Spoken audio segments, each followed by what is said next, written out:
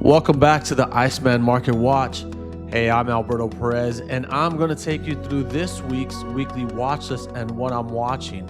But before we do, let's go back to last week. If you had a chance to actually see my watch list right here, you'll see I was looking at AMAT, SMCI, CRWV, ASTS, NBIS, and CSCO. So let's go real quick and just kind of check out what happened with those and see if they hit my setups. And then we'll get into the economic calendar, and then we'll get into some earnings, and then I'll take you through what I'll be looking for this week. So let's go real quick into here the 6 tickers I was watching. So here's AMAT, and I want you to come up to this area right here on the percentage, and you'll see what it did for the week. So for this week, AMAT was just under 6%. So that would make sense. I did say that the move I wanted to come back down here. So nothing to do there. Now, let's go over to SMCI. I took a nice move here for a nice 38% winner. So this for the week, you'll see up here, went up 27, almost 28%. So doing exactly what we talked about. Over here on CoreWeave, CRWV, you'll see right up in here, look up, and you'll see that it was up 16%. So good starter move right there.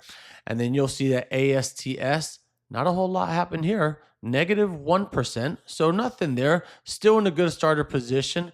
And then you'll see MBIS, which is probably the best one of all. That one went up, look up here, 47%. And then finally, you got Cisco, CSCO. This one, here's what I said. You didn't want to chase this. So I'm waiting for this to pull back into this area. So that was the 6 tickers. You would have seen that on the weekly watch list. So make sure that you subscribe to the channel. Now let's take you to the economic calendar and let's talk about what this week holds. So we're going to see a couple of things happening. August 19th, Wednesday, is the most important one. That is when I anticipate we'll have some chop, we'll have some consolidation errors, just a whole lot the market's trying to figure out from there.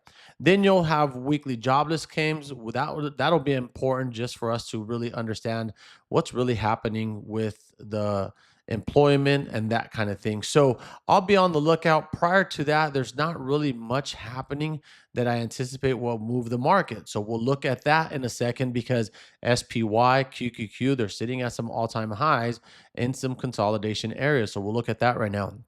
And then finally, let's jump into some actual tickers that I'm going to be watching. I'm going to be watching Home Depot. I'm going to take you through that in a moment. Now, Home Depot is going to be very important because it's going to also give us some insights into Lowe's. So Tuesday before the open, Home Depot will report. Wednesday after the open, after the bell, then we will have Lowe's. Now, that's going to be important because Home Depot will tell us something that we'll be looking for Lowe's. The other thing that I will be looking at will be Target. We'll talk about Target in a second as well on the chart. And then we have Walmart. That's going to be before the open. So Target will give us some insight into Walmart. Now, this is very important because we want to get an idea. A lot of these tickers right here are a lot of retail stuff. So we want to just get an idea what is happening from the retail sector. So before we hop into any of these tickers though, let's go ahead and look at the overall broader market. So I'm going to take you through SPY first. Now, one of the things that you're going to see from SPY here, you have this huge expansion coming up. And then it's just been consolidating. I haven't even taken a trade in here just because the move itself, if you look at it, it's literally from 767, 779. So you're talking about what, maybe about a $12 range. And it just hasn't figured out, is it accumulating to go higher? Is it accumulating to come lower? Now, there's some balancing that needs to happen, which is down here. So if we could potentially get down below this area, then this might be a potential opportunity, but you can see, I mean, how far we are from this. So you could trade this small range. I just don't like that. I want to see some clarity. So for me, a $12 range on a high time frame is just not worth it because all they're doing is they're just moving money around and then liquidating everybody. So you get down beneath here, then I could potentially look to take a position to the downside. So nothing for me to do here on that one. Now, QQQ, let's look at this one. QQQ is sitting where you had a channel that it was running through before. So let me take you through this high time frame channel.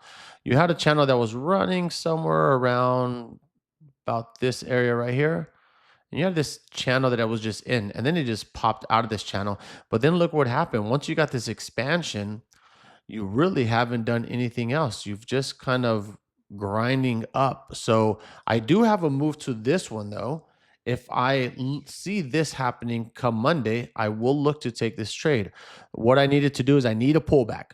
Okay, this is super, super important. I need this to come back here, hold it, and then we could come back up. All right. Now, I could bring this S zone all the way down to the 727. I can make that one big S zone. I could definitely do that. And that's just kind of more going to be preference, but that's what the chart looks like. So I could come into this zone and then pop back out. Now, if I get beneath this decision zone, which is the top of a rising window I have on a higher time frame, if I get beneath this area, then I could look to take it all the way back down to 718. So the higher probability move will be this one, but we shall see if we get a pullback to go higher. I really don't want to do anything chasing this upward. So, and nor do I want to go into taking a put position here. And the reason for that is because I've already got that position happening. See, look, they came in here, they tried to push it, they defended it. They came in here, pushed it, defended it, right? They keep coming in here and rejecting, but they keep defending it. It wasn't until this time, but then look what happened. They simply went further down, grabbed more liquidity, and started to move back up. So the question is, do we get back in here? And then do we finally get a move that's going to really just fall? Or is it going to be enough where they're going to say, you know what, we'll bring it all the way back down from here and then bring it all the way back up into this high time frame? So that's what I'd be looking for QQQ. Now, IWM, let's talk about IWM. IWM has just been an absolute tear. And so one of the things that you're going to see here, and I'm going to take you through this, is you have this downward channel, kind of like QQQ. I talked about this in one of the other watch lists that I have. You'll see that we had this downward channel and it just popped out. Okay. And now we are back all-time highs. Okay. So I don't have an actual move on this. I mean, this thing has to just literally clear itself out and balance itself and really kind of figure out where it's going to settle in for a minute. Now, I do have a fib extension. All right. A trend trend base extension. So I'm taking the move from down here to here to here, and I'm looking at it. Now I'm drawing this on a higher time frame because I want to get an idea of where this ticker may potentially go. So my next target, you see already, it hit the 303 area.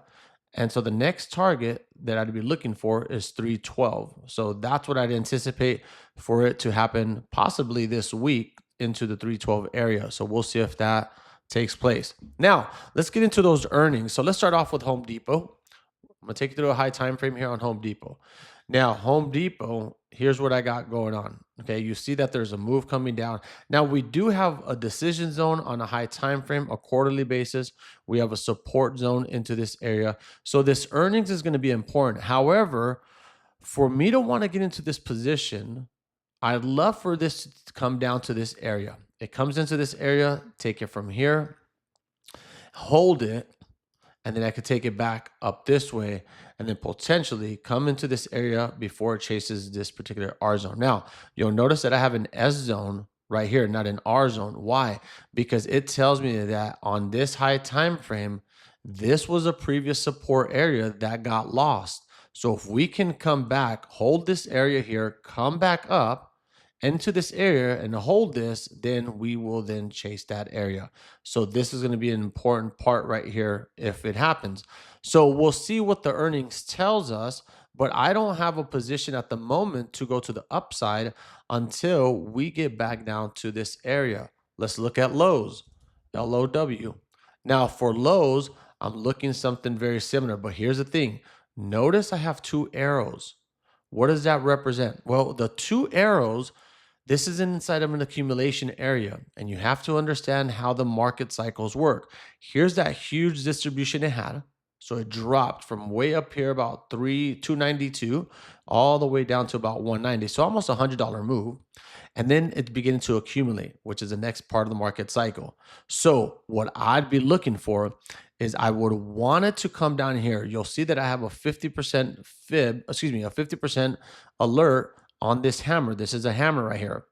What I wanted to do is I want this to come back down, trigger into this buy zone of mine, and then I can buy here, take it back up here. That would be the first PT. If I break out, I'm then going up to 258.22. Now, where does the 258.22 come from? Well, number one, you'll notice this purple area. That is a high time frame.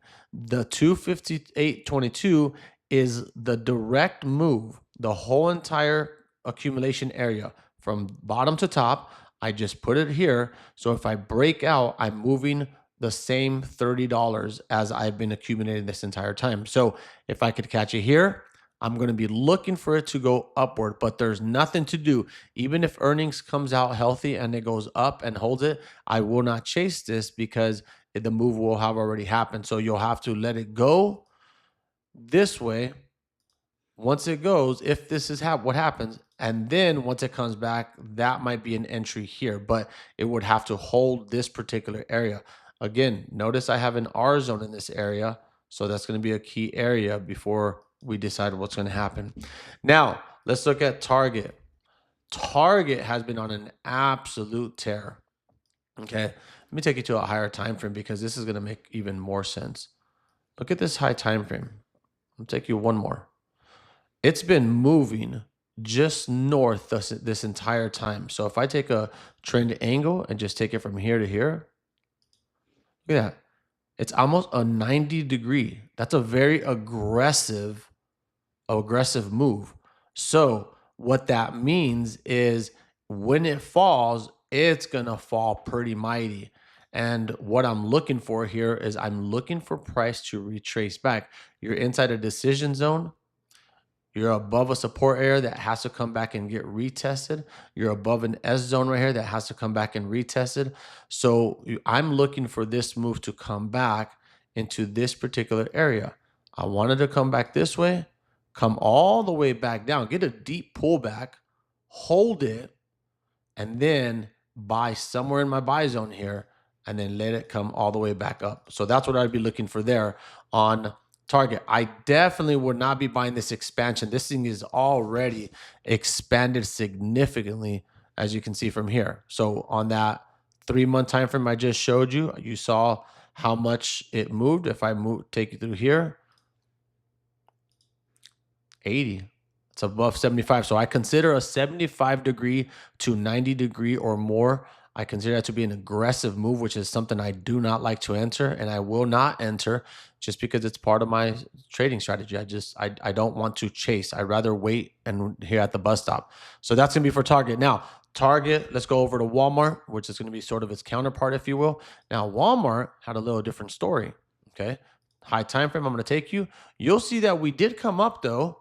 And kind of like what I was sharing with you on Target right now, you'll see if I just take it from here to here, right?